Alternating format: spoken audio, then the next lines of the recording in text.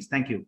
So welcome to this unique instruction course on OR tricks for vitreoretinal fellows. And see, the concept of creating this instruction course was that vitreoretinal surgery is known to address a lot of complex situations and heterogeneous and a very wide spectrum of retinal disorders.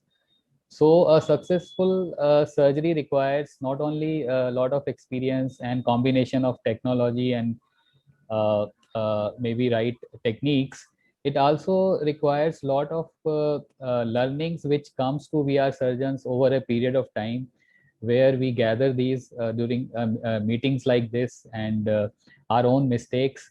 So idea was to club them and share it with our fellow colleagues. So I am honored to have wonderful VR surgeons. All are doing great vitreoretinal surgical work, and they have joined us as co-instructors today. We have Dr. Saurabh Sinha. Sir, may I request you to please switch on your video? So we have Dr. Saurabh Sinha. He is a very senior vitreoretinal surgeon from Kolkata. He is running a practice at Netralayam. Then we have Dr. Raja Rami Reddy from Hyderabad. He is founder and chief vitreoretinal surgeon at Neoretina Eye Institute, Hyderabad. Then we have Dr. Shashank Rai Gupta, who actually has been instrumental in running a platform for whole, I think, learning on VR techniques. And he is founder and chief vitreoretinal surgeon at Delhi Eye Care Center, New Delhi. And we have also have another dynamic and very knowledgeable surgeon, Dr. Ajay Pal Singh Jinja. He has a wonderful practice at Jaipur. So I welcome you all.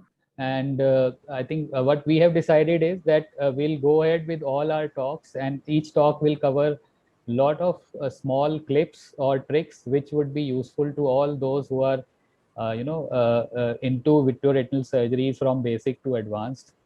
So without much ado, I'll invite Dr. Rajaram Reddy for his first talk. Over to you, Dr. Reddy.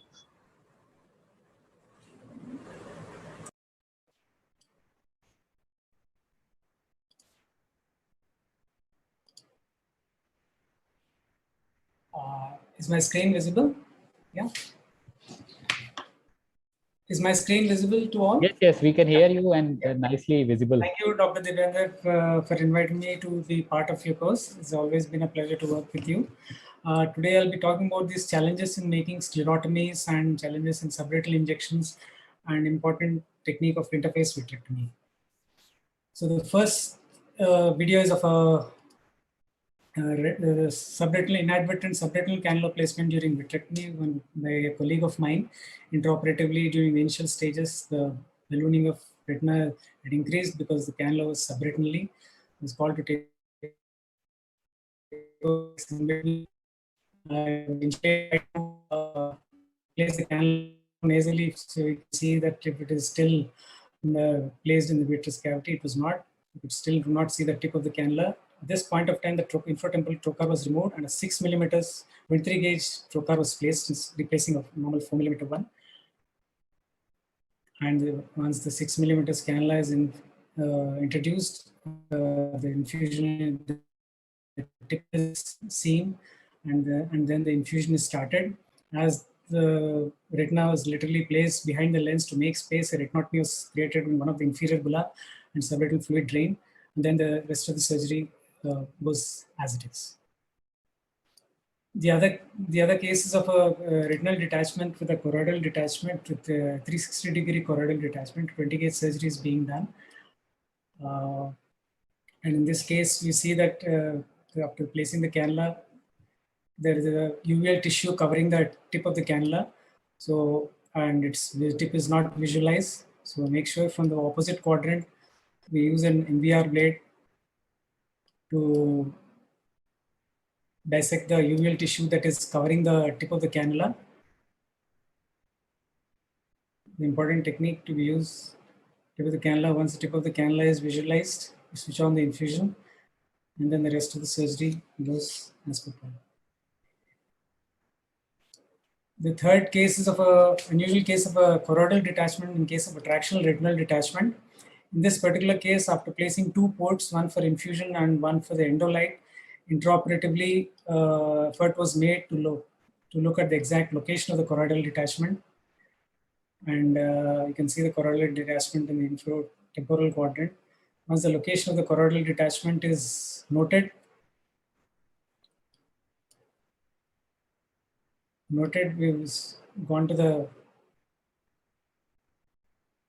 the externally transconjunctivally trocar is being placed into the suprachoroidal space. And then once after placing it, it needs to be slightly retracted so that it enters into the suprachoroidal cavity rather than the tip. And once it is retracted, you will see that the suprachoroidal fluid coming out through the trocar beautifully. In the area of MIVS, is a good technique that can be used to drain the suprachoroidal fluid. Under observation, you have full control of how the things are panning out. Very controlled maneuver. Some traction on the tip of the cannula helps in egress of the fluid. Yeah. And then we can see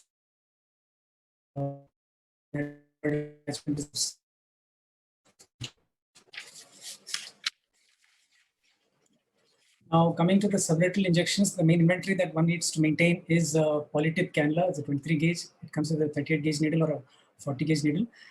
This is the only inventory that you require predominantly. And this is how the first case of my subretinal injection journey started, a case of retinitis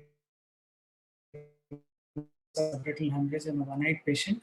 And the first case, I tried injecting manually, loading the drug subretinal TPA into a 1 ml syringe. The 1 ml syringe. And then basically you expect a good bleb to form in these cases. Yeah, the bleb becomes the fluid wave that you see is good. Yeah, you see the tip of the cannula is very flexible. You're not in, you may not worry that you will cause a perforating injury to the retina of full thickness. Once this is a good see, you are satisfied the amount of bleb.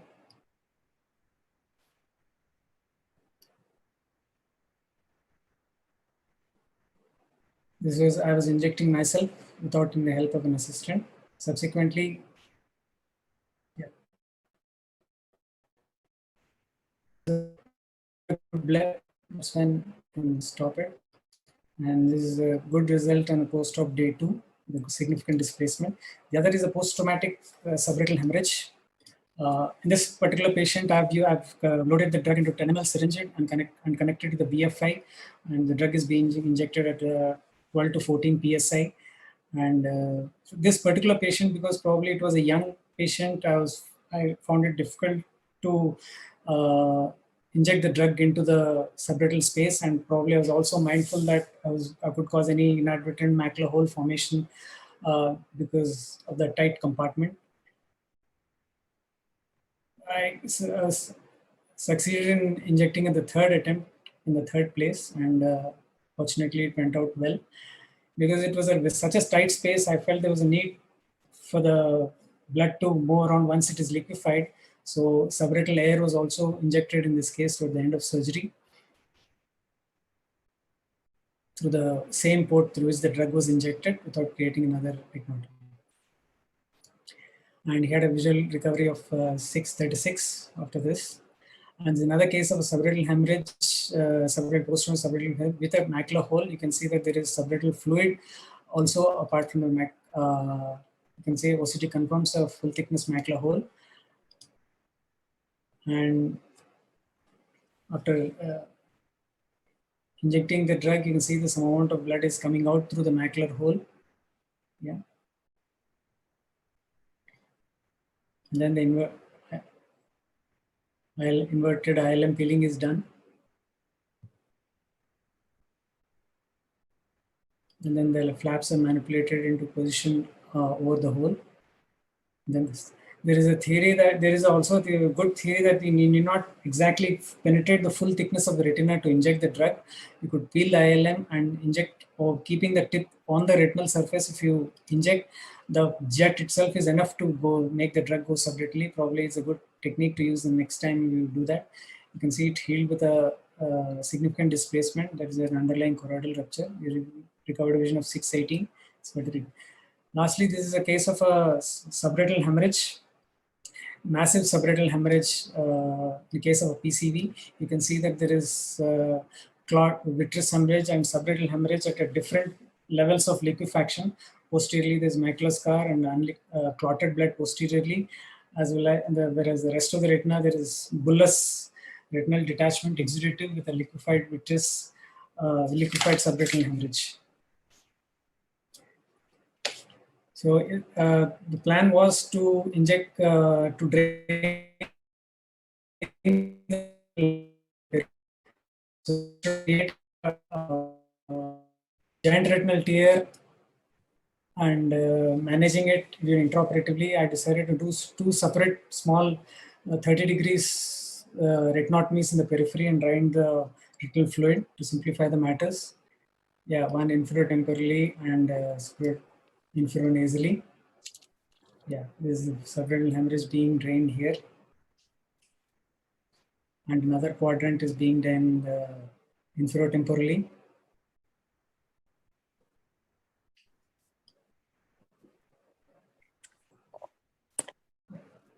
And for the posterior liquefied blood, I injected TPA under the PFCL. Yeah, displays subretinal TPA being injected posteriorly.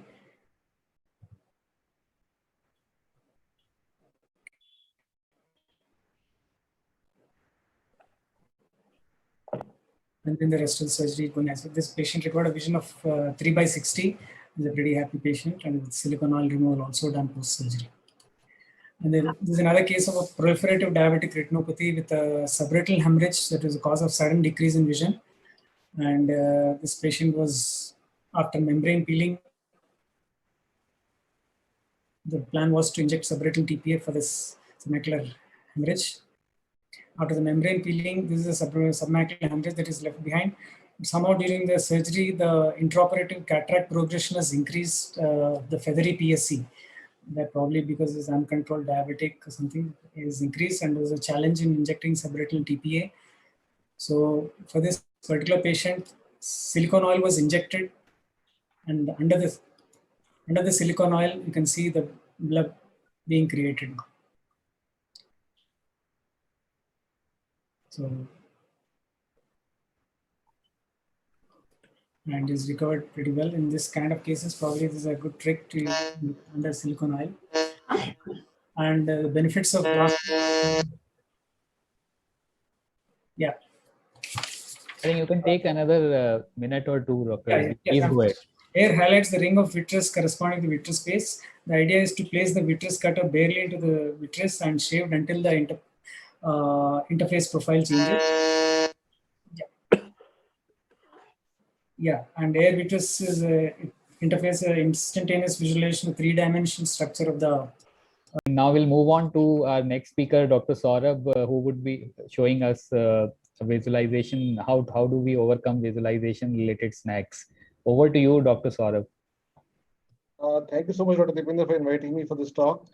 Dr. Reddy, can you unshare, please? Yeah, sure.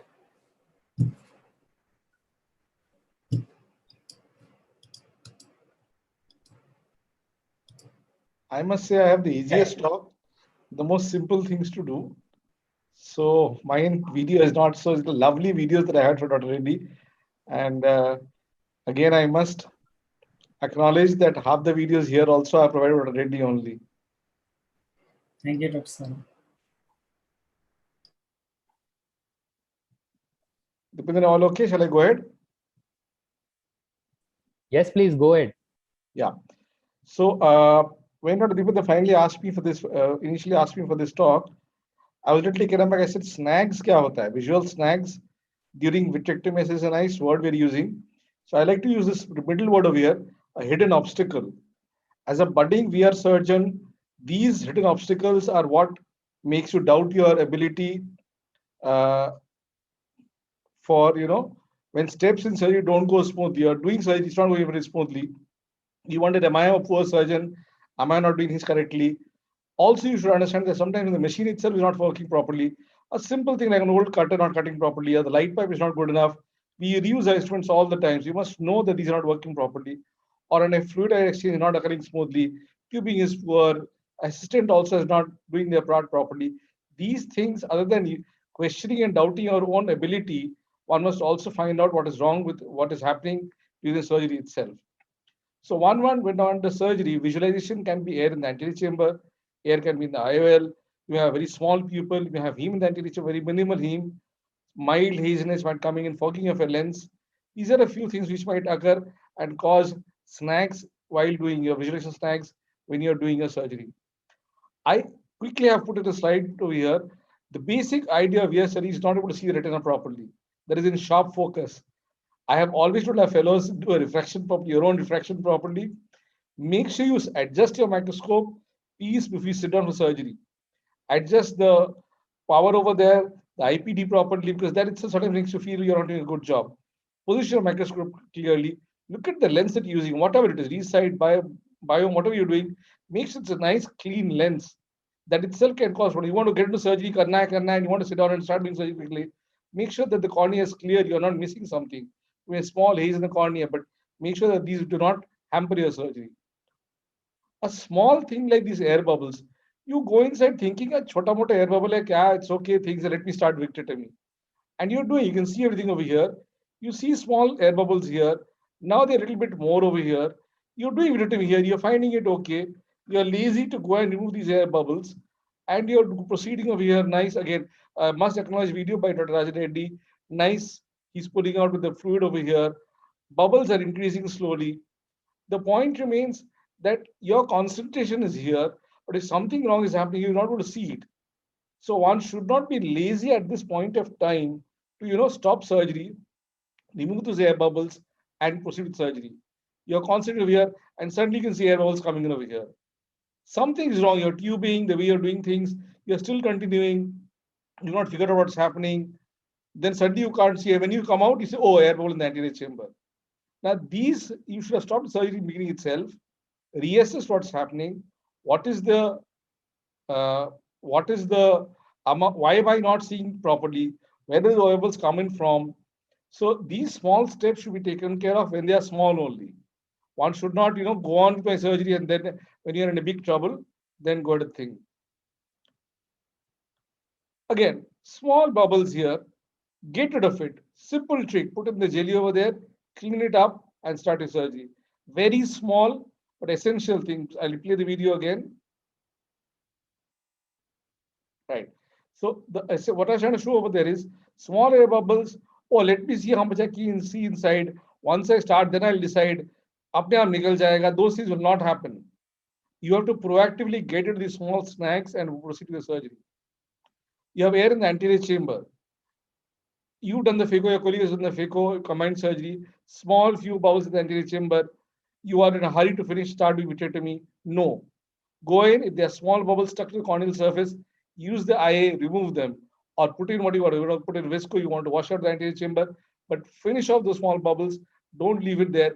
If you're doing ILM peeling, you're doing something very crucial, like what I already showed in the previous one, lens haze became more. He recognized that.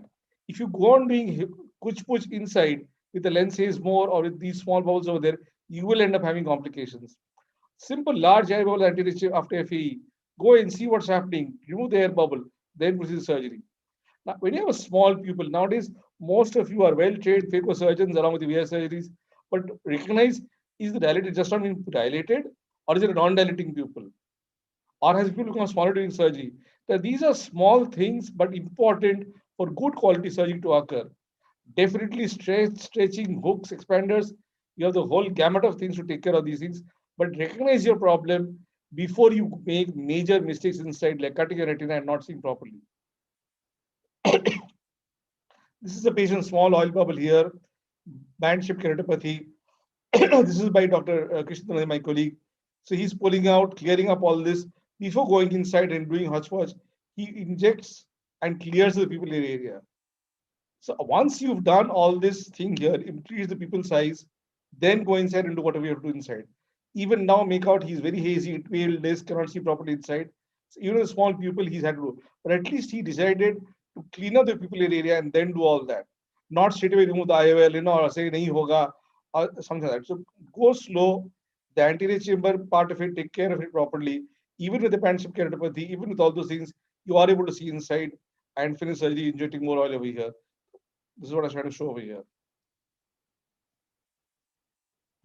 This is only a gimmick. This is the Dr. Shivan Bhattacharya, my senior colleague here in the city. We started using it only to make him happy. That I'll show it over here. It's a lovely thing for us VR surgeons also, and those of you who do cataract surgery. This is something today's bane, boon, whichever you want to call it. This fogging. One suddenly is very concentrated doing membrane peeling, doing things. You can't see properly. You must recognize this.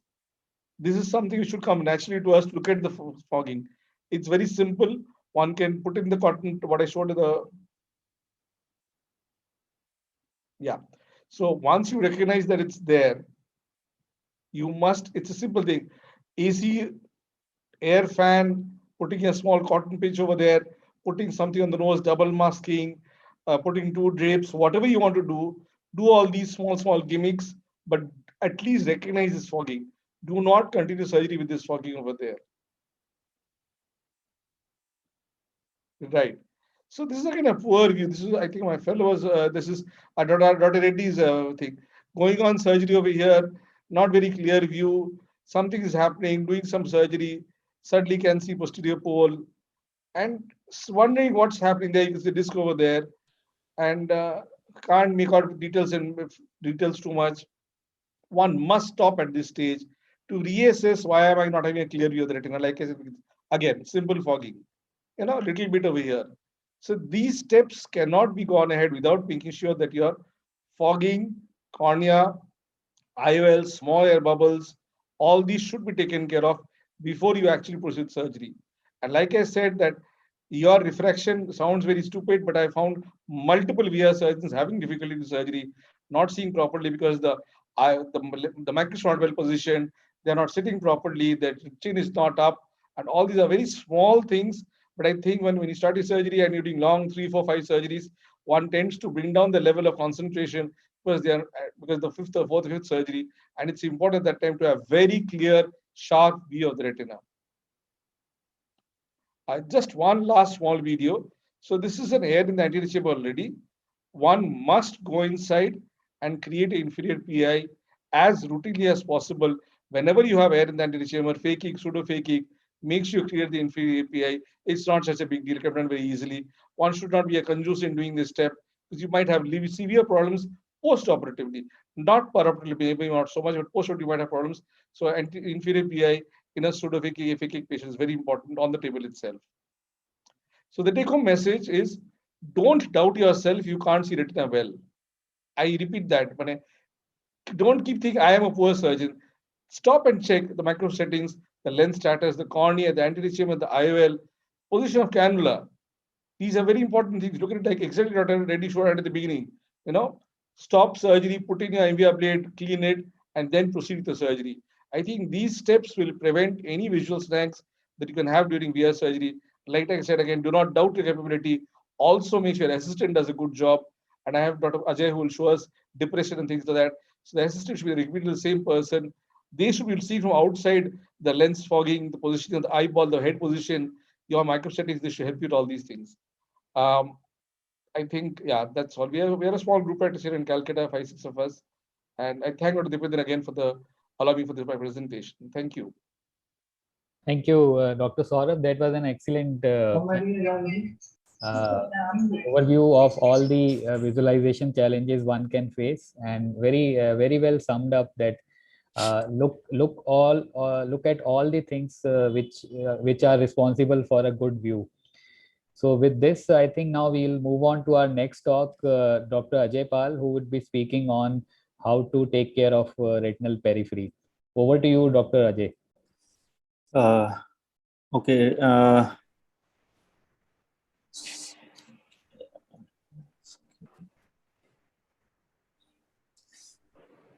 Okay, sir. Now I'm sharing my screen. Yeah. Yeah, we can see it. Yeah. I'm audible? Yes, yes. Okay, sir. So now good afternoon, everybody. I'm going to speak on the managing the issues at the Aura. I declare I have no financial interest. When to do peripheral indentation? We will discuss these situations one by one. Possibly the most common and most important use of peripheral indentation is vitreous-based dissection in a detached retina. One should aim at removing as much vitreous as safely possible, especially around the pathology, without creating an additional break. Base shaving carries a high risk of creating retinal breaks in a mobile retina.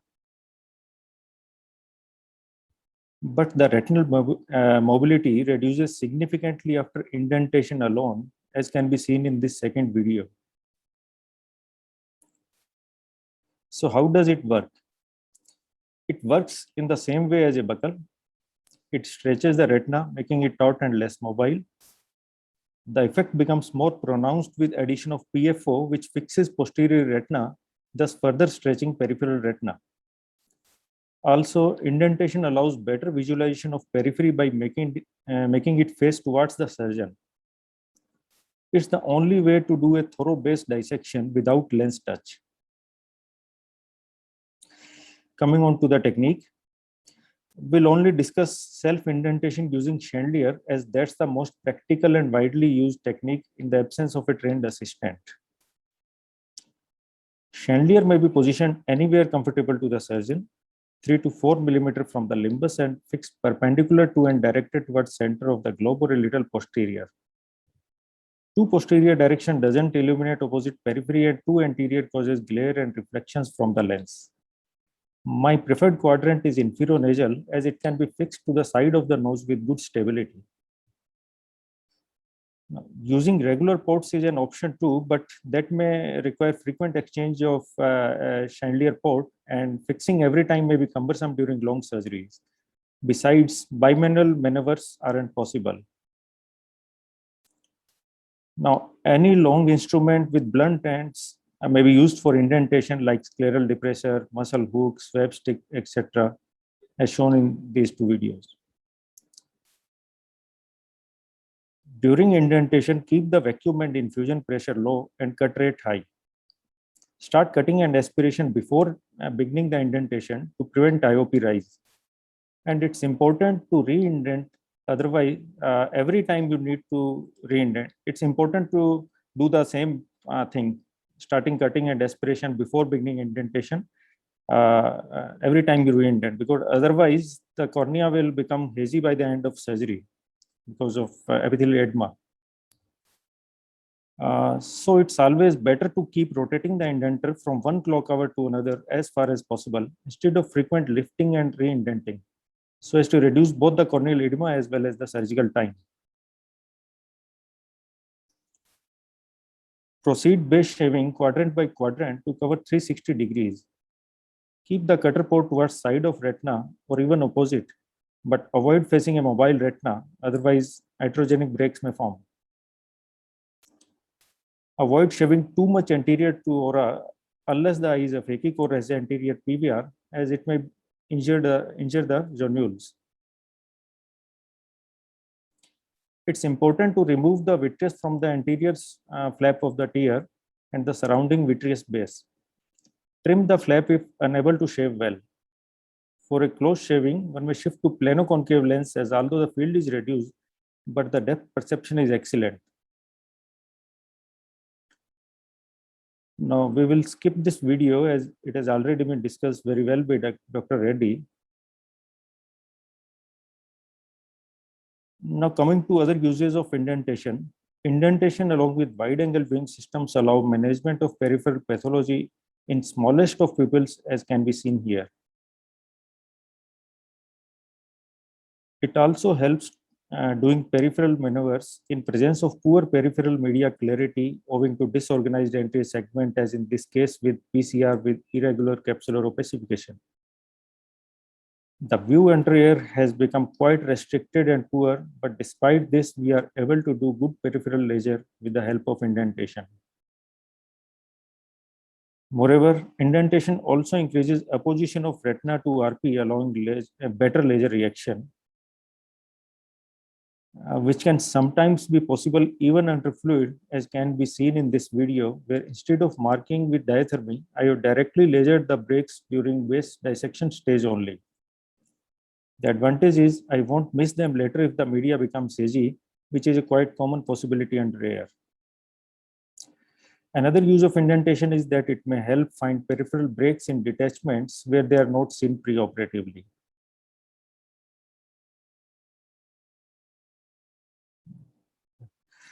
Last but not the least, indentation is required for periphery screening at the end of almost all vitrectomies, as in this case of nucleus drop, a meridional fold with break is incidentally observed during periphery screening.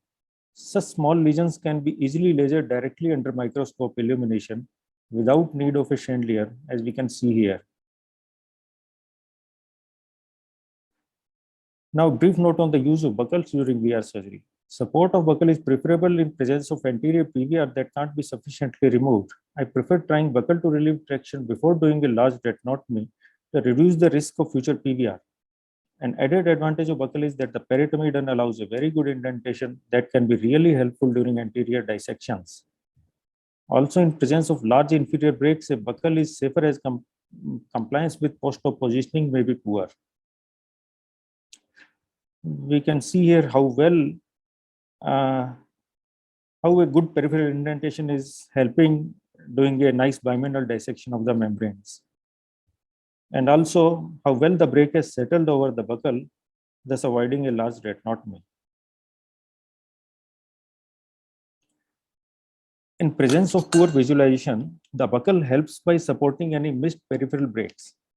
This eye with severe spheroidal degeneration has large breaks with PVR, but the view is poor under all visualization systems. A buccal always gives an added safety in such cases.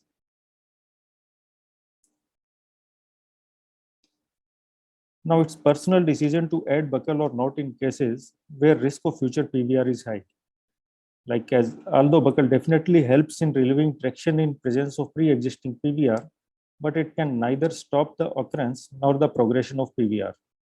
So it may fail if PVR progresses beyond the range of support provided by the buccal.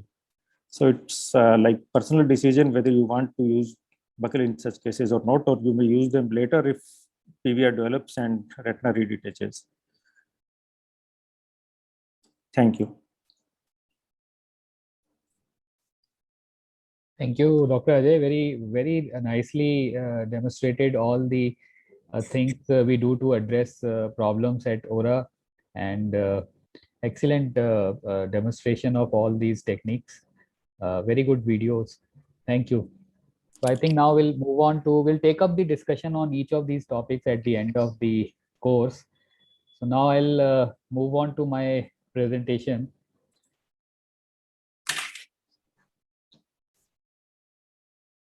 I hope this PowerPoint is visible. Yeah, it's visible.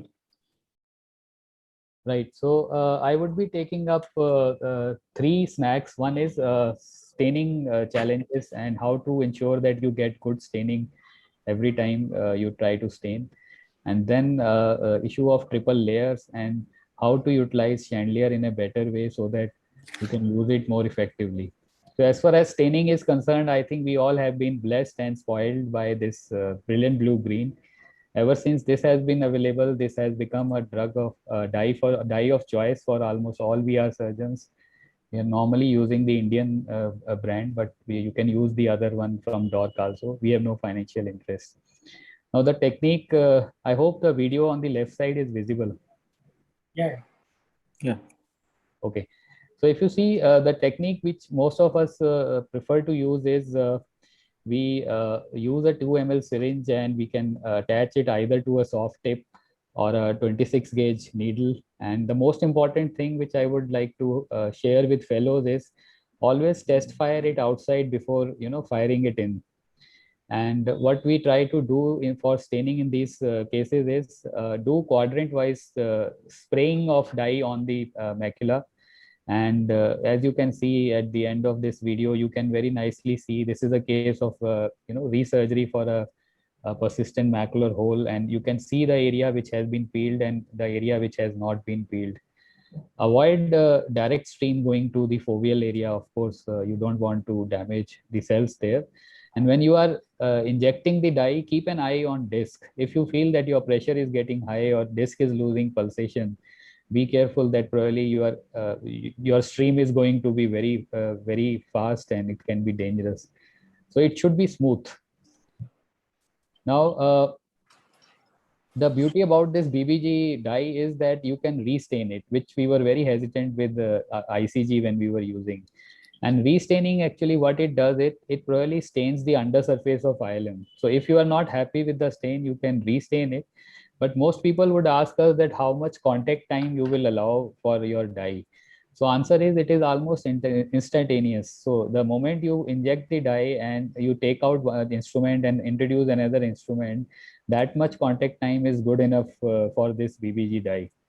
And as you can see, once I have restained, the flap is so nicely visible in these cases.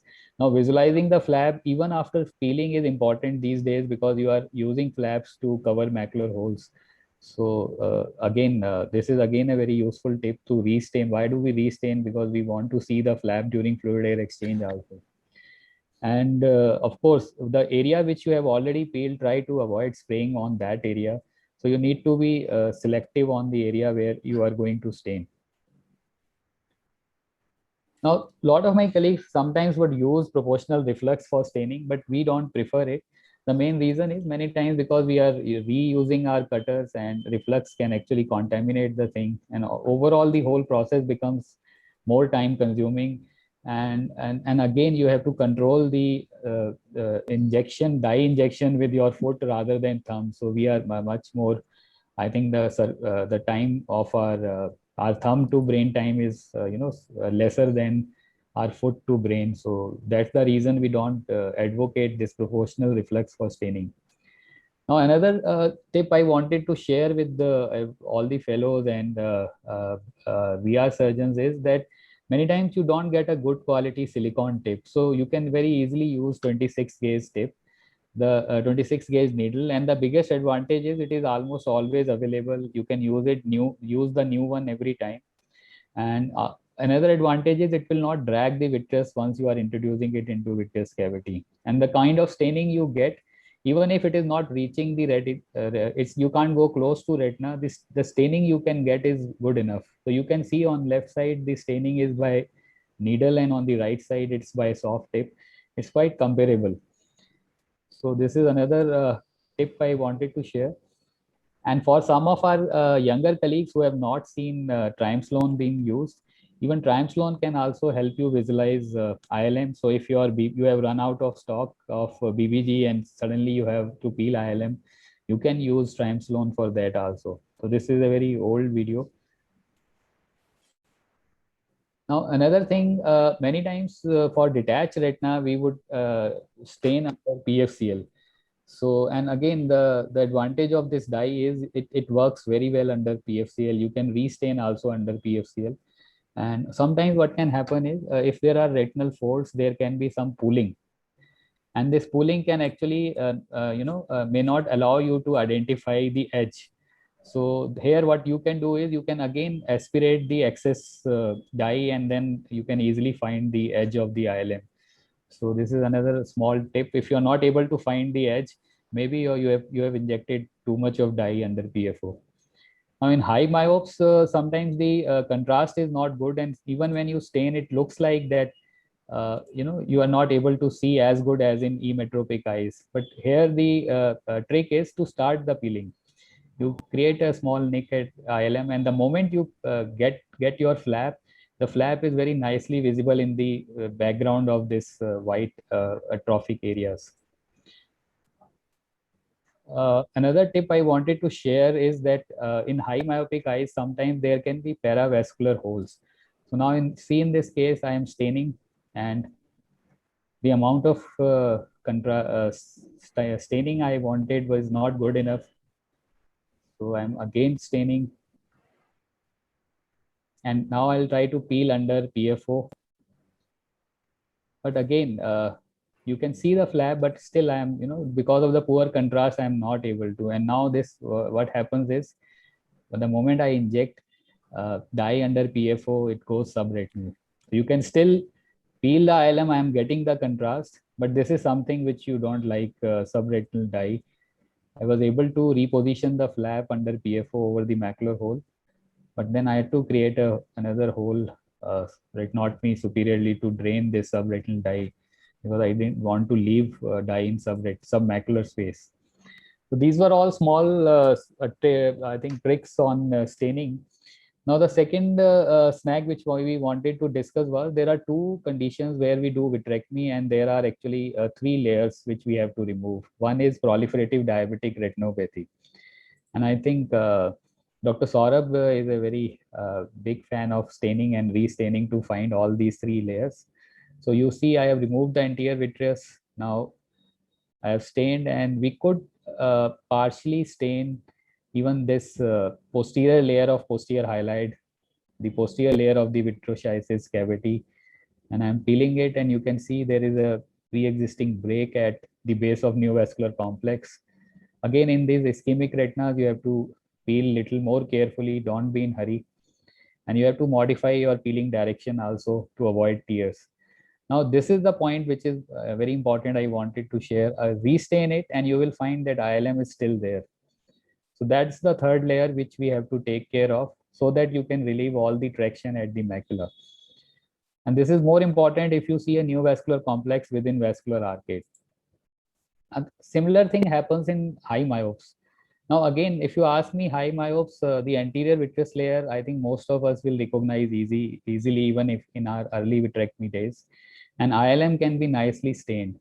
It's the middle layer which can puzzle us, especially the beginners. So to identify it, I think you have to notice the tenacity and the characteristic of this middle layer. On the left side, you can see I'm removing it with a cutter. On the right side, this is, I think, video from Dr. Reddy. The forceps is being used to peel the middle layer. And in the top video, you can see a finish loop is being used to get rid of the middle layer. So you will not be able to stain ILM properly, and your staining would be patchy if you are not removing this middle layer. So this, I think, recognizing and removing all 3 layers in these 2 conditions is very important. Now, another, I think I'll quickly cover this topic. Chandelier, Dr. Ajay has already highlighted. And if you can see the video on the top, that's how you have to fix it at the start of your surgery, so that you can actually get a nice illumination in these surgeries. As you can see here also, I think all of us know that if you have complex diabetic TRDs, you will need bimanual dissection and you will fix the chandelier. But this is a relatively less known indication that if you encounter a foveal neovascularization, now again, to dissect it safely without creating a foveal tear, it's better to fix chandelier. And plan your chandelier in a way that you have to insert it opposite to the site of pathology. And if you insert it in proper direction with proper bends, fix it with the tapes, you will get very nice illumination. You can see I'm doing bimanual and illumination is quite good. I think this is another small video where you can see chandelier is being used for bimanual handshake technique. Sometimes you get, I think I'll take another 30 seconds and just finish. So this is very handy. Chandelier, again, I think planning the site for chandelier has to be, in a way that it is illuminating where you are going to dissect. And this is again a very good indication for using chandelier if you are operating giant and you are planning to do a direct PFO silicone oil exchange. Like in a case like this, I realized that this is a 2 peripheral giant tear. So I am not able to do justice during fluid air exchange. So I was planning direct PFO oil exchange. So what you can do is you can just replace your infusion cannula with chandelier, and one of the ports you will inject oil, and from the other port you will keep aspirating the PFCL, and your soft tip will keep on moving posteriorly as you keep on injecting. So this is all I wanted to share. Thanks for watching, and I think over to next speaker, Dr. Shashank. he would be speaking on peelings in complex situations. Thank you, Dr. Dipender, for giving me this opportunity to speak on this topic. Can I share my screen now? Yes.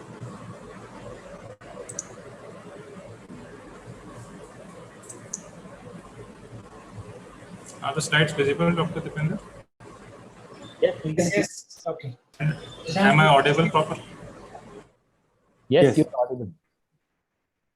So there are no financial disclosures, and I will be taking up this talk in the following parts.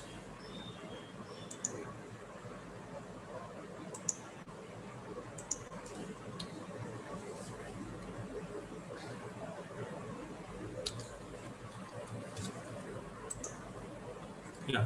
So I will be dealing this topic into the following parts, and our mission is to give certain tips and tricks in these situations. And by the end of the talk, we hope that there are some options for you, and we'll be more than glad to take the questions at the end of this talk, or at the end of this IC. Coming to the tough posture highlight first, most of us must have faced the situations where I've done a nice vitrectomy, and there is a last layer which is stuck to the retina, which will not come off with the cutter.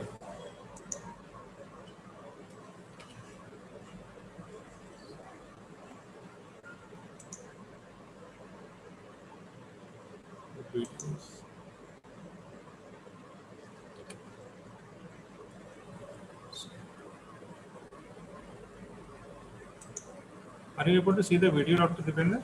No, I think It's not playing. it's not playing. Maybe you can minimize and play it directly.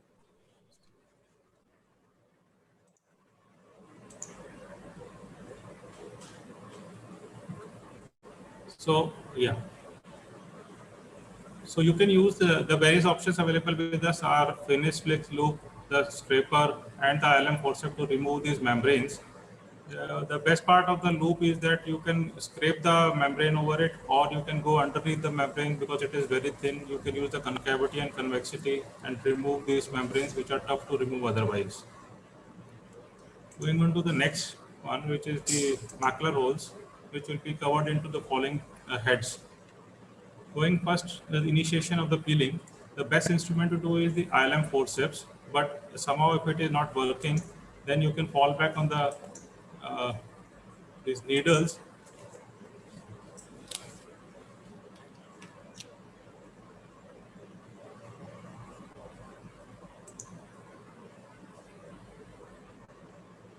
Yeah, you can use the needle to initiate the peel, and then take up the ILM peeling forceps to complete the whole process.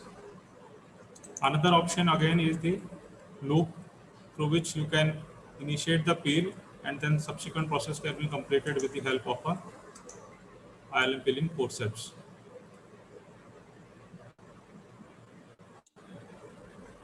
So here you can see that it is very easy to initiate the ILM peeling with the help of this loop. You can adjust the length of this loop. You can shorten it or lengthen it according to the elasticity of the ILM.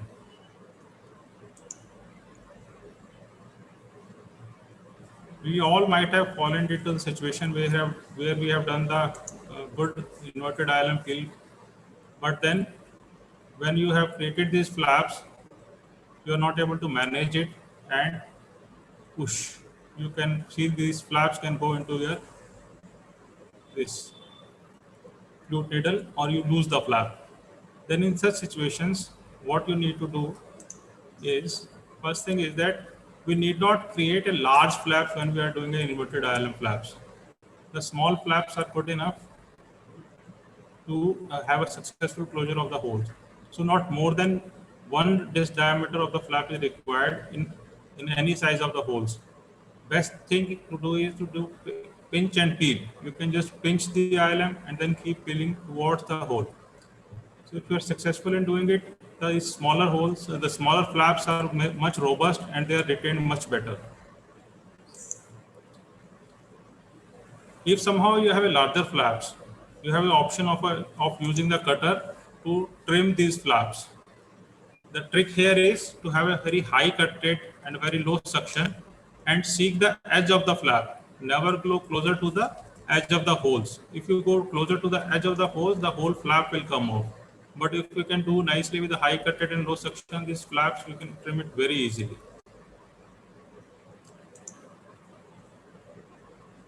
Repositioning of the flaps. So if you have larger flaps and they are moving all over the place and you are not able to retain it, the trick here is to never try to do it under the saline. Always do a thorough FAE, do a slow FAE under low infusion. Keep your fluid needle nasal to the disc. Once the FAE is complete, then you will be able to just keep these flaps over the macular hole, either with the help of the loop or the scraper or whatever instrument you are comfortable with.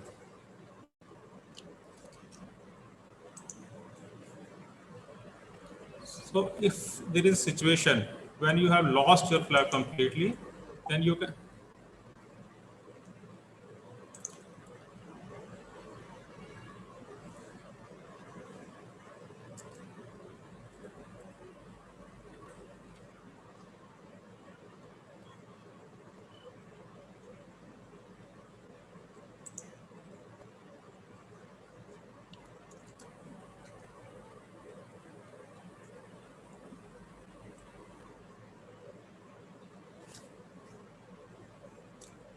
So here you see, we can bring this flap parallel to the retina, bring it toward the hole, and with taking adequate care, you can tuck it in the hole. People are using PFCL also to bring this flap over the macular hole and tucking it there. But without PFCL also, with the help of this loop, it is possible to tuck it nicely under the hole. 1, 2,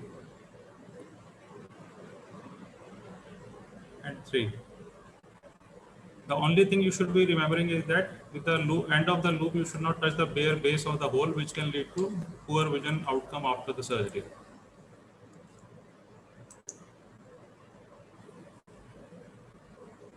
Next we move to my favorite technique of closing the macular hole these days. This is a temporal ILM flap.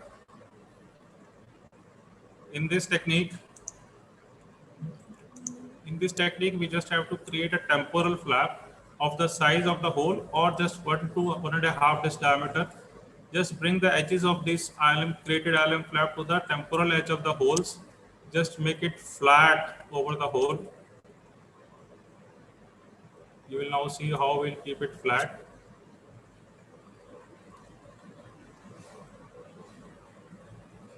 With the help of these forceps or scraper or this, you just keep these edges flat over this hole.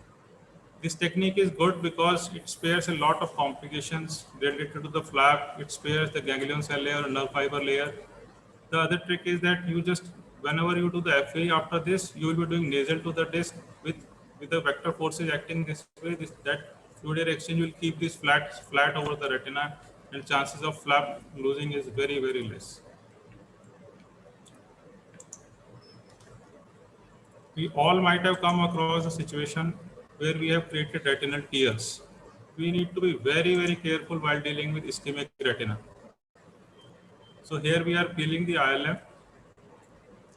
You just keep watching. Now when we are doing it, I'm stopping it here. Just look here. We are entangled the retina along with this. So if we are very, very aware of the situation, then we can prevent this. Otherwise, what will happen is a large tear. The management of this tear is easy. You can do a FAE. There is no need of doing lasers over it. But if it is a little away from the fovea, you can do a little bit of lasers over it. Be mindful of retinal curvature, especially in myopic high myopes, and don't go too tangential to this retina. Next thing is peeling in detached retina. The indications are retinal detachment in macular holes, detachment with stiff retina, detachment with PVR, detachment with large or multiple breaks, ERM with retinal detachments. So what are the tricks what you have to keep in mind while dealing with the peeling in detached retina? One is you can either do it under PFCL or you can do without PFCL. Initiation of the ILM peel is better under PFCL, but maneuvering it after initiating is better without PFCL.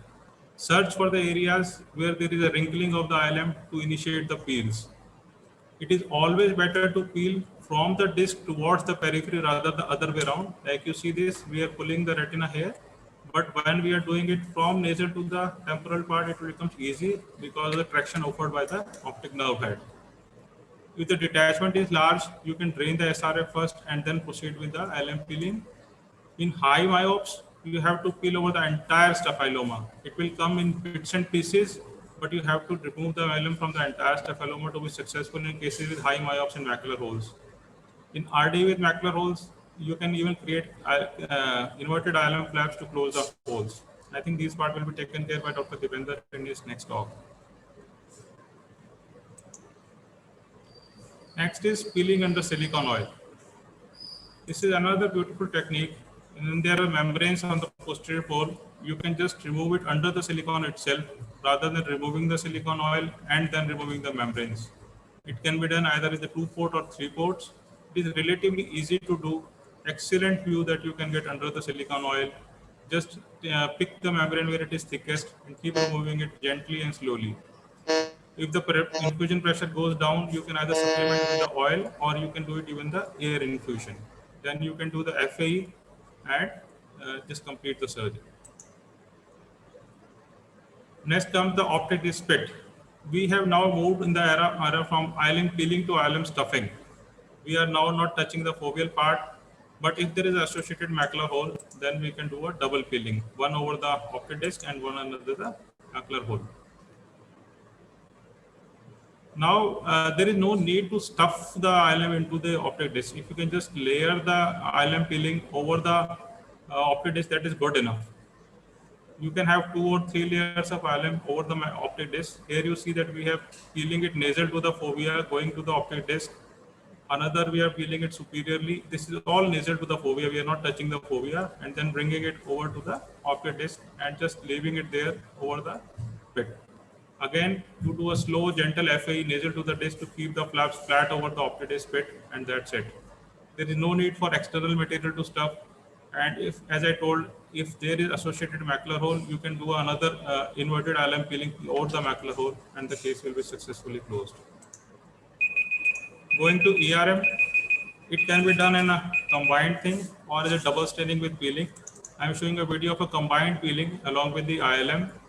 Here, after staining, you can just, if the ERM is not extensive, you can start peeling the ILM from the area away from the ERM. And most of the times you are successful, both ILM and ERM can be peeled together. But if the ERM is extensive or if the ERM is very thick, you can peel the ERM separately. Some bits and pieces of ILM will definitely go along with the ERM, but it is mandatory to stain again, see for the remnant ILM and remove the ILM again. Here you see that we are able to successfully remove both the ERM as well as the ILM together. Now going to the diabetic widths, though it is beyond the scope of this talk, but I would like to touch upon a couple of points.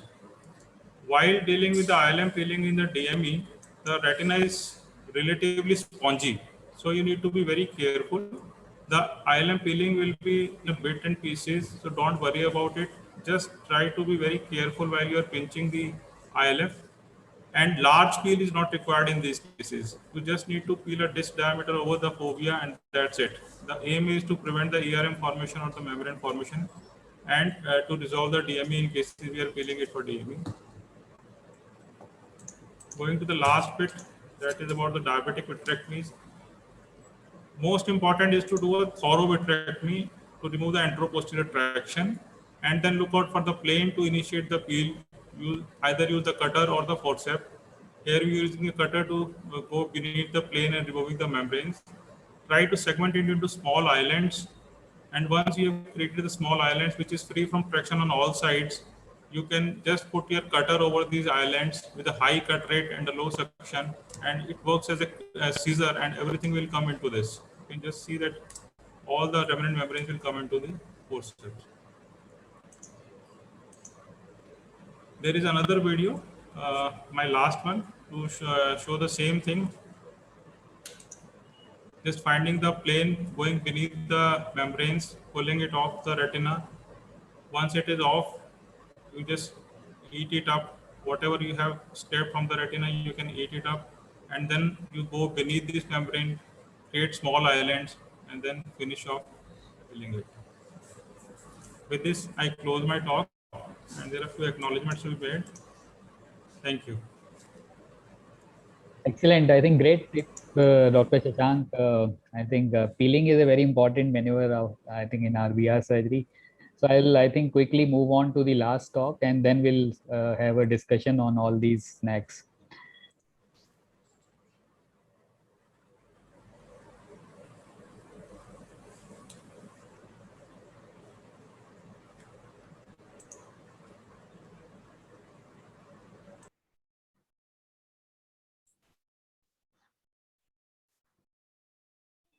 So I hope the PowerPoint is visible. Visible, yes. Yeah, so I think I'll be touching two topics here. One is that challenges you will encounter if you are operating a high myopic eye. Now, there can be a lot of challenges in these eyes, but incidentally, these are the eyes who will come for VR surgery more frequently. So we are much more experienced for these eyes also. But the biggest challenge is long axial length. Then you have a poor contrast. Then laser uptake might not be great. You can find multiple lattices and retinal breaks with lot of vitreous, which is very difficult to shave off from these eyes.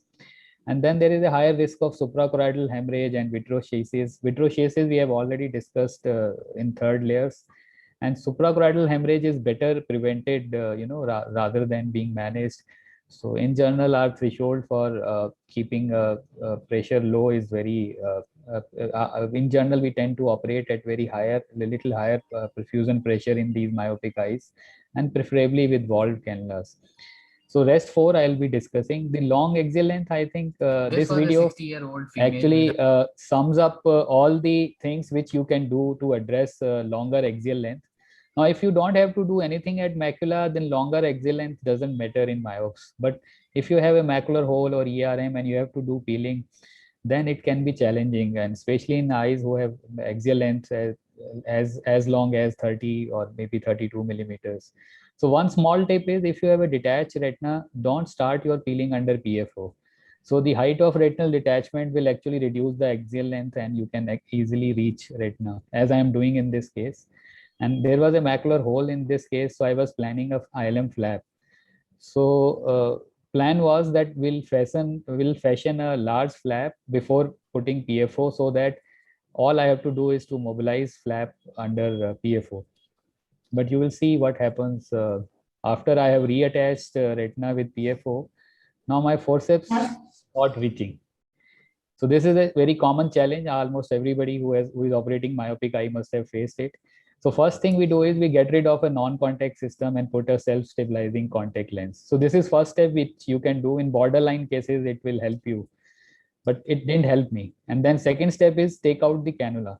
Again, this will give you another maybe a millimeter or so, but still I was not able to reach. So now third step is, I think, relocate your sclerotomy more posteriorly. Again, I am removing the cannula and fixing a permanent contact lens with a ring. At this point now, I was able to reach macula, and I was able to peel. And as you can see, after all this, so these are all, I think, tips which one can use when one is facing this challenge. So, and then peripheral retinotomy, and then reattaching the retina. So you can see all these 4 things I did in this case. I initiated peeling without PFO, then I removed the cannula, made a direct entry, and then I think I switched to contact macular lens, and then I shifted my sclerotomy posteriorly. So these were all, I think, things which one can do. And you can see, I think, case did quite well. Patient had a CNVM also and an occult globe perforation during cataract surgery, but macular hole was closed. We can see the flap. So another thing I think I could have done in these cases is I should have measured the axial length pre-operatively and anticipated this. And we can always go for a longer forceps. You can see there is no financial interest, but Alcon forceps do have this thing at the hub. So that's why removing cannula works only for Alcon forceps. But there are other companies who are making these forceps which are actually longer. And you can actually have a longer forceps in your inventory as a routine, because you don't want to keep a double inventory. Poor contrast, I have already discussed. I'll skip this part. You just initiate peeling after staining and you realize that contrast is not that bad. Now, third challenge which we face is if you encounter a break in these myopic eyes, especially in posterior Sir, I'm going to help you. in an atrophic area, then there may not be good laser uptake. So how to seal it? So this is what I think I faced in a case. I'll just show that I'm peeling ILM, and this is a macular hole with detachment in high myope. I ended up hitting the edge of the staphyloma, what Dr. Shashank was highlighting. You can watch it again. And the mistake I was doing was I was not following the tip of the forceps. So at this point, you can see there is a linear tear. So then I made it a point that I will peel the ILM off all the edges of this hole, which I have created. You can see this hole opening up, because I knew this in atrophic area, laser will not come up. And you can see this patient did very well. I think hole was had type 2 closure, but retina stayed reattached. There was no opening of that break next to optic disc. So this is one thing. What if you encounter a break in posterior pole in myopic eyes, make sure you peel ILM.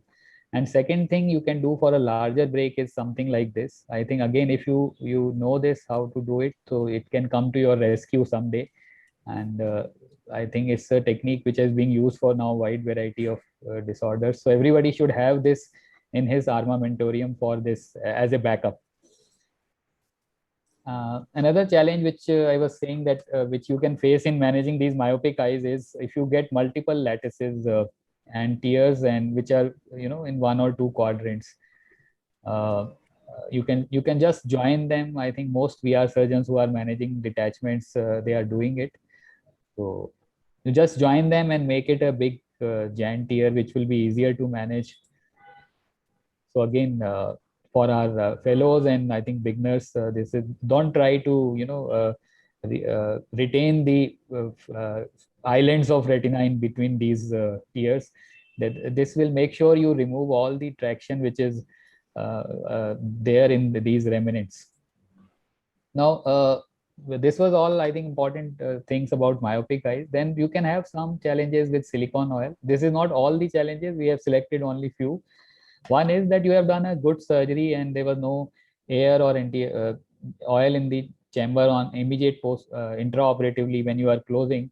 But on day one, you find silicone oil filling whole anterior chamber and very high intraocular pressure. Now you see there is a posterior capsular defect in this case, and it was relatively chronic RD. Surgery went very well, uncomplicated, and there was no air in anterior chamber. My threshold for creating an inferior PI is very low, just like Dr. Saurabh pointed out. But somehow this case, there was no, and I was even checking at the conclusion, no oil, no air in AC, but day one is full of AC. So this is many times fellows will call you and ask what to do. So this is for them. I think use a single port, 25 gauge or 23 gauge, create an inferior PI and inject a air bubble in anterior chamber. That's it. And you have to make sure there should be some hypotony when you are doing it. A large amount of oil will go back, and what you can get post-op is a smaller oil bubble, which is relatively harmless. Eyes can very nicely tolerate it. And you can see this is after silicone oil removal. You can see the PI. Retina stayed attached. So with this kind, you can do a minimal intervention to manage this scenario. But to prevent this, I think PI, like already said, is very important. And a very good indication is if air has entered anterior chamber, make it a rule that oil is definitely going to follow it. And when you are doing fluid air exchange, train your assistant to make sure that infusion cannula has to be straight. So make it a habit to check it for all the eyes, so that it should be your protocol. If it bends and it is tilted towards anterior chamber, then high chances of oil coming into AC. Inject oil slowly, don't be in hurry. And if you are like really deficient posterior capsule and you are worried that oil should not come into anterior chamber, you can leave a small air bubble behind the IUL. Especially if there is no inferior break and you are not worried about underfill. So So now third challenge is you get a recurrent retinal detachment under silicone oil, which we have discussed in many other forums also, that lot of surgical interventions can now be done under oil itself. So idea is to just show that you can do nice peelings and everything under oil itself. No need to do complete silicone oil removal and full-fledged surgery. As you will see, I was able to get rid of this star fold under oil, and vacuum works very well. You can drain SRF under oil very easily. You can see the retina is flattened, and laser reaction also is much more intense under silicone oil. You can do indentation like Dr. Ajay was saying, self indentation. You can put chandelier and do self indentation so that you make sure that you have, you're not created new breaks, or all the earlier breaks are nicely lasered. Again, patient doing quite well even after SOR. Similar thing you can do for diabetics, but for patients who need limited interventions, you can do some vitrectomy also under oil. It's also called interface vitrectomy. You can relieve the traction. You can do bimanual under silicone oil. This is again another case where there was limited traction. I think I'll wind up in another. This was our older technique where we were injecting oil through the cannula. But these days we don't use infusion cannula to inject oil. We inject it directly through our main port. And this is one, I think, big modification. So our number of ports have come down to 2. So if we are doing resurgery under silicone oil, we are just making 2 ports. And if I have to add a chandelier, then that becomes the 3rd port.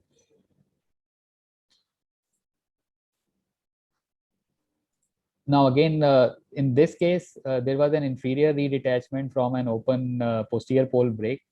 So as a strategy, I am placing my chandelier at 12 o'clock. So I know that I have to do maximum interventions in the inferior area. So as you will see, there was this break which led to this detachment. There was a subretinal band. I'm purposefully showing this video to demonstrate that sometimes you can get a very bleeding during dissections and subretinal submacular blood. So vacuum works wonderfully well even under oil. You can see immediately you shift to soft tape with high vacuum, and timely I could remove this notorious subretinal blood, and of course reattaching retina and doing laser. So ideal situations or cases where we can attempt a resurgery under oil is eyes will require limited interventions like open breaks, a few tractional membranes, a star fold in one quadrant, a recently operated eyes. I think the more important point is if it's like operated 6 months back, more likely to get emulsified. So better to exchange the oil also at that time. But within first 2-3 months, I think you can retain the oil and do surgery under oil. And of course, I think the cases with proliferative vitreoretinopathy, they don't do well. They need much wider dissections, and so probably they should be either operated with SOR and the full-fledged surgery. 2 ports are good enough, I have already highlighted, and there can be few challenges, but if once we have modified our technique, then challenges have become very less now. Just 1 or 2 very short clips I am purposefully sharing this because sometimes I have heard in some forums that people say that you can use Visilon to get rid of this emulsified oil. I would say no, it's not required. Rather, it can make things more messy. So if you have to get rid of emulsified oil, just wash it with BSS. You have to spend some time, but this is good enough for almost all the cases. And similarly, I think if you have some oil droplets trapped in anterior highlight, you can actually gently remove it with cutter, just like we remove retrolenticular blood without compromising the capsular support. So just remove it at the time of SOR, otherwise it will keep troubling the patient. So that's it. Thanks for everyone for watching. We can take up few points during our discussion session. So I think my first question would be to Dr. Saurabh. Sir, what is your take on interface vitrectomy? Do you do it, as a maneuver when you find unexpected vitreous at the end of your surgery, or you do it in a planned way? No. let me be very truthful. As you go ahead with age, your acceptance to new technologies, new techniques is always a little less. So I'm a very late starter with this, and I've been following DRF thanks to you guys, both of you. And I have, uh, and I'll be very truthful. I did this in a few pseudophakic patients first. I was really scared of touching the lens. I'm a very darbo kind of a surgeon. So I did a few pseudophakic patients. Then I started thinking, there is a definite role for this. There is no doubt about it. There is no doubt about it. Let's be very clear. There is a definite role for this. It is another added arbitrator for us in faking patients.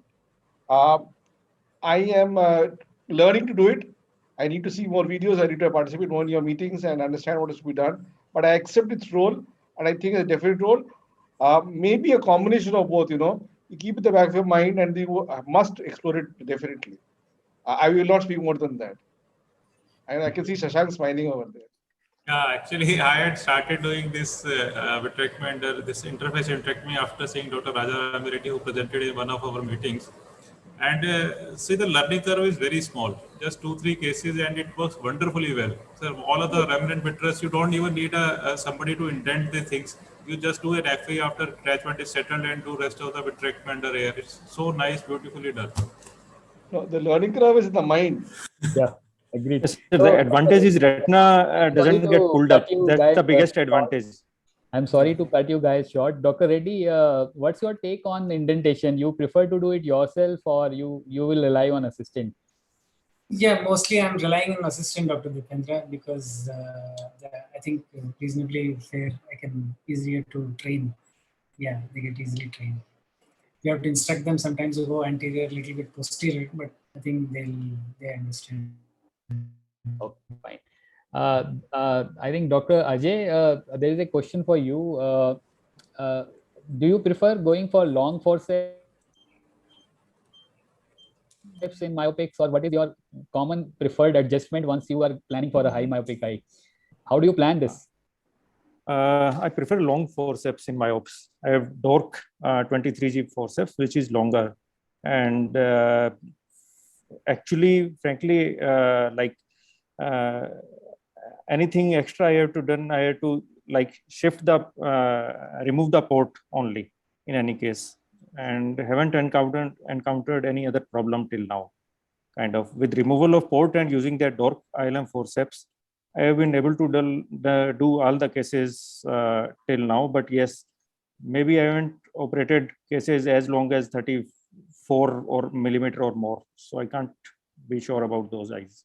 Great. Dr. Shashank, would you measure axial length for these cases routinely? Maybe an additional thing, when you have actually removed the port, actually you also tend to get an millimeter or more by indenting the sclera, because the port site gets indented better in absence of port because of the surrounding leakage and all those things. You can get better indentation. Maybe that also helps a bit. Yeah, Dr. Shashank, please. Yes, sir. There was an incident, like there was one eye where in spite of everything, like removing the port and indenting and using the long forceps, I was not able to reach the macula for ILM peeling. So that was the point. After that, I have started measuring the axial length before venturing into these eyes. Before that, I was not doing it. I was very confident we'll be able to reach. But after that case, I am very particular of measuring.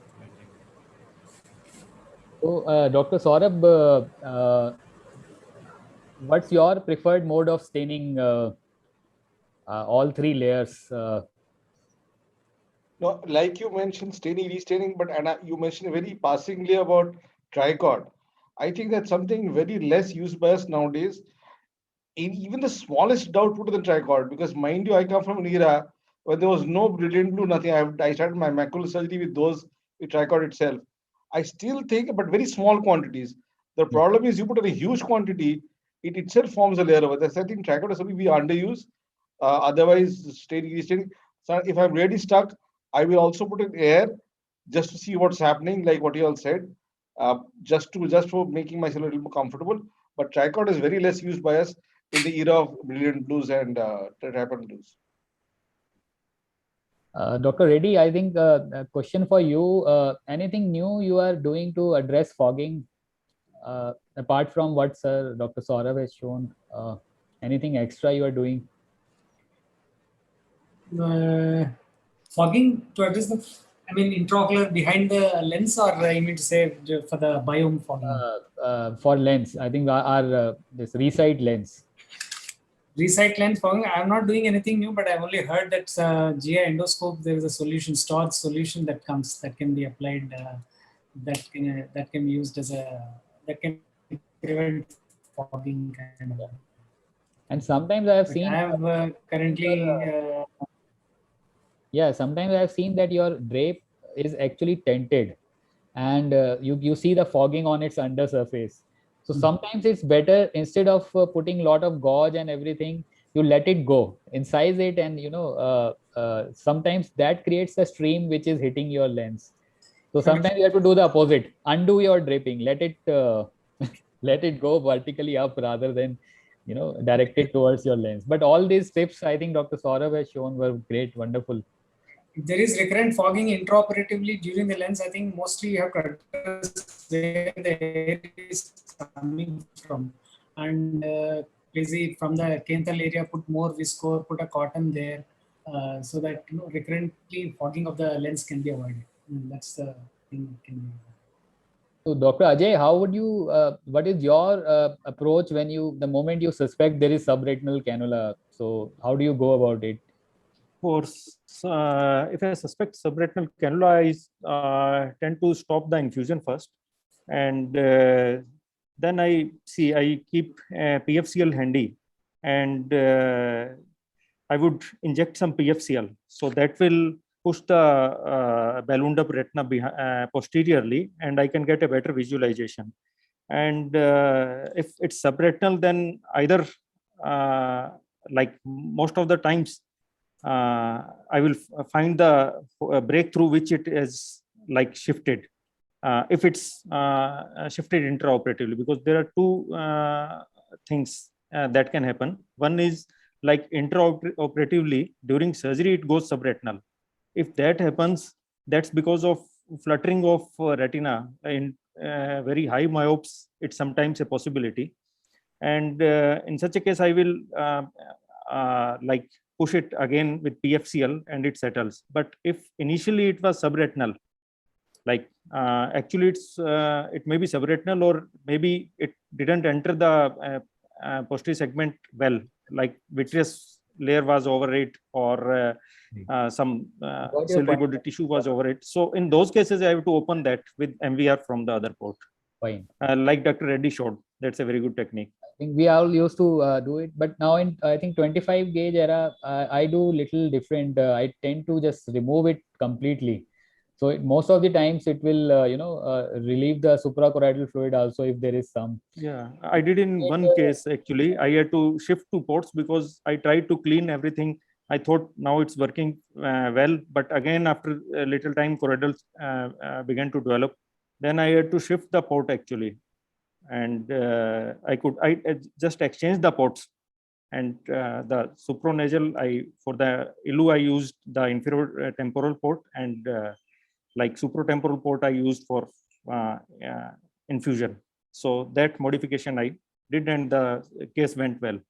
The choroidals also settled and the things went well. So yes, tips. Sometimes it may not. I'm sorry to cut you short. Dr. Shashank, how would you prefer to inject subretinal TPA? Apart from the technique what Dr. Reddy was showing. Would you Same, prefer sir. automated or manual? Or No, sir, I am not. I am doing manual only. I'm not doing automated infusion. I do it manually. It is easy and safe. There's small learning curve, but after that, it's safe. Okay. So, Dr. Reddy, any concluding remarks from your side on maybe high myopic eyes, the topic, or the chandelier which I presented? Anything from your side? High myop. I'm not sure. The only thing I would say is that for the ILM peeling, the catalyst which has a longer forceps is definitely good, and it's better to maintain an inventory of longer forceps. And these longer forceps, somehow they don't give as good for a routine surgery. They're not so great. And once in a while you can use, but the comfort that you get with the Grishaber forceps, you will not have it in the catalyst kind of forceps. But for a high myopic eyes, once in a while, I think it's good to use this kind of forceps. Great. So I think we'll have to conclude it here. And I thank all the co-instructors, Dr. Saurabh, Dr. Rajarami, and One question, I think it's if for Dr. Ajay. I'm so sorry. We'll chat Okay. on our WhatsApp group. So it's co-instructors for the next sessions are there. We wish them luck. And thank you everyone for joining. Wish you all the best. Thank you. Thank you, Dr. Thank Dipala. you. Enjoyed it. All the best.